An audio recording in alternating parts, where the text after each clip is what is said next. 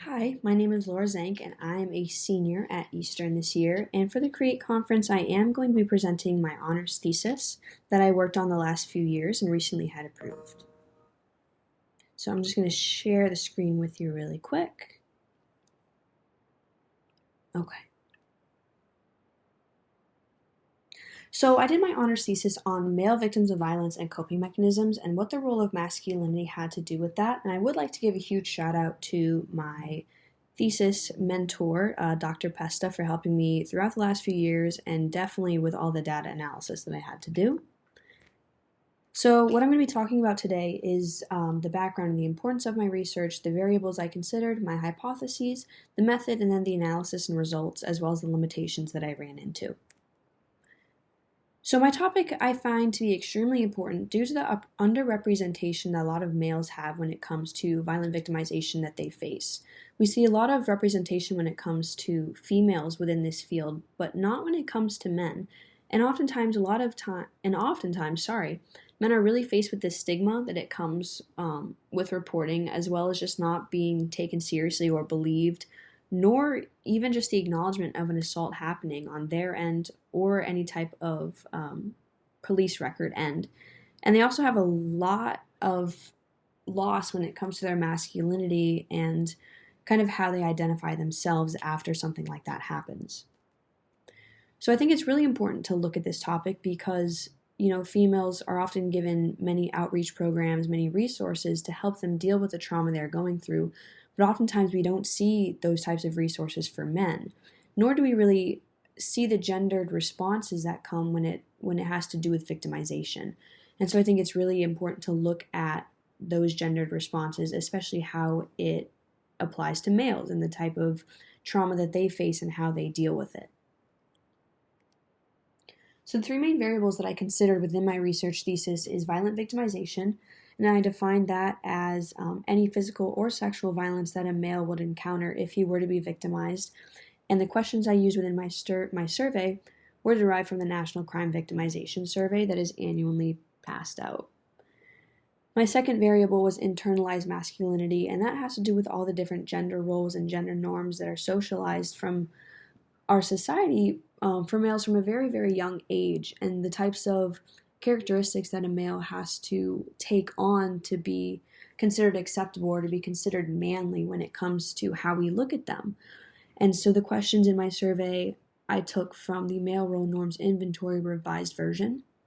And then the third variable I looked at was coping mechanisms. And when it comes to coping mechanisms, there are two different categories. There's maladaptive and then there's adaptive. And maladaptive coping mechanisms are those that are unhealthy towards an individual, so typically substance abuse, alcohol abuse, withdrawal from society, and things like this. And then the adaptive mechanisms are typically healthy forms of dealing with trauma, such as seeking social support, going to find resources, exercising, anything like that. And the questions that I used in my survey were based off the coping skills indicator.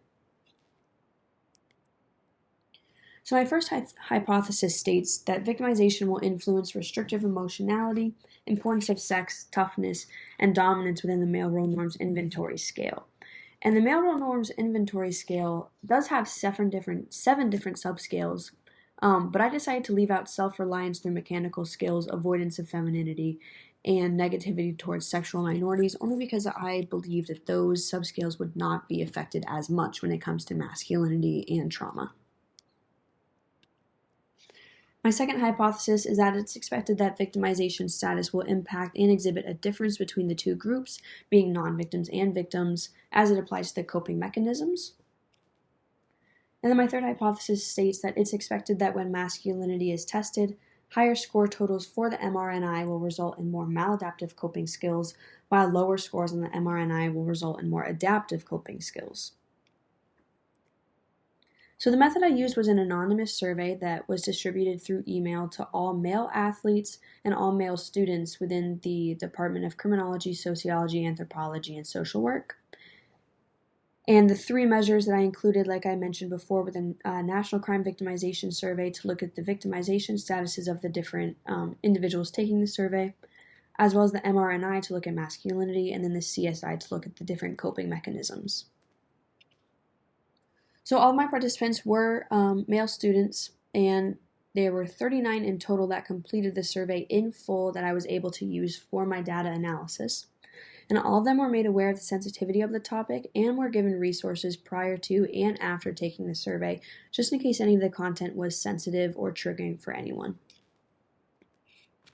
So when I looked at my data analysis, I first took all of the individuals and I put them into two groups of determined victims and determined non-victims of sexual and physical violence. From there, I looked at the two groups' different MRNI scores as well as their CSI scores and was able to determine whether specific groups were to take on more adaptive coping skills or maladaptive coping skills dependent on their masculinity and victimization answers. And here I provided one of the tables from my research which looks at the different relationship statuses of the individuals within my survey, the athlete percentages, the different race percentages. I did have an average age of about 20 years old, and then a more in-depth breakdown of the ages looking at freshmen, sophomores, juniors, and seniors. And then at the very bottom, you will see that there was a 43.6% of individuals that were determined to be non-victims, and then 56.4% of them which were determined to be victims. And my results yielded that there definitely is a suggestion that victimization status of a male is correlated to the coping response that he resorts to when we consider his internalized masculinity, whether they're going to be maladaptive or adaptive coping skills. And a few of the results that really stood out within my research was one variable that I actually created myself called the adapted CSI score. And that took the two adaptive scores, subscales, the two adaptive subscales, and subtracted the one maladaptive subscale within the CSI, which means that we get a more accurate representation of how prosocial or antisocial an individual's coping score will be. So within the research, I did find that there were a few negative numbers which would associate as being maladaptive and some positive numbers which were adaptive. And within the average scores, those within the non-victim group had a score of 9.5, whereas the victims had an average score of 5.9, which indicates that they did have more antisocial versus prosocial coping mechanisms, which falls in line with the first hypothesis and the second hypothesis. And then here are just a few of the MRNI scores, which I am going to talk about on the next slide as they have to do with the first hypothesis, but just so we have some numbers in our head. With the importance of sex, the non-victims had a 4.7, whereas victims had a 3.2, indicating that importance of sex was less important to victims than those of non-victims. Toughness was a 10.4 for non-victims, whereas victims held a 12.8, meaning that toughness was more important to victims.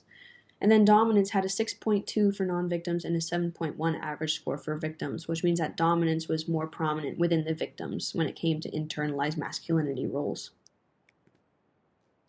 So going back to my hypothesis 1, I was correct in saying that the importance of sex, toughness, and dominance would be affected, whereas restrictive emotionality was not. The average scores between non-victims and victims was a 6.3 and a 6.2, so there really was no large difference when it came to that. In my second hypothesis, I did find that the victimization status between the two groups greatly differed when it came to coping mechanisms.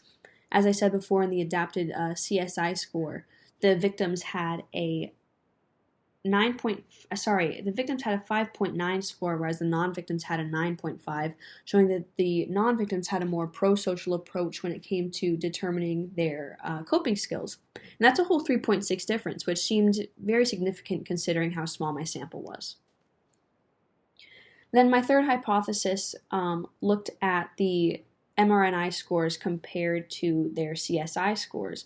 And while I was not able to support this hypothesis, a suggestion did come up that those who are not victimized may not feel any repercussions from trauma as they haven't gone through it. Therefore, their masculinity that they have been socialized with remains pretty consistent. But those who are victimized are going to feel a blow towards their masculinity and typically overcompensate. And that overcompensation, I found, comes within those different subscales that I mentioned earlier, such as toughness, dominance, and importance of sex. So a few limitations that I ran into was the possible lack of honesty, which, like I mentioned in the very beginning slides, is that reporting this type of assault for men is very hard. And, my research isn't going to change that. So I'm assuming that regarding the severity or the number of times an individual is victimized could have been fabricated just because it is something that they maybe didn't want to report. The lack of participants that I had was also a limitation, and I believe that if I had a larger sample, my numbers would become more significant. I did have a younger age group considering that I only did college students, and I believe that if I were to have done a larger range of age, I believe that my trends would have also been a lot stronger and more significant. And then the overall sensitivity of the topic is something that's very hard to talk about, and it's something that is still stigmatized and it's still kind of brushed under the rug. And so that just overall has its own limitation when it comes to doing research like this, because it is still up and coming and it's still trying to be introduced into the trauma world and how individuals deal with the different traumas that they have to go through and the different responses that they deal with. So here are a few of my references that I used throughout my thesis. And with that at its end, I would just like to say thank you very much for taking the time to listen to my thesis and my presentation. And I hope you enjoyed it. And let's move on to some other great ones.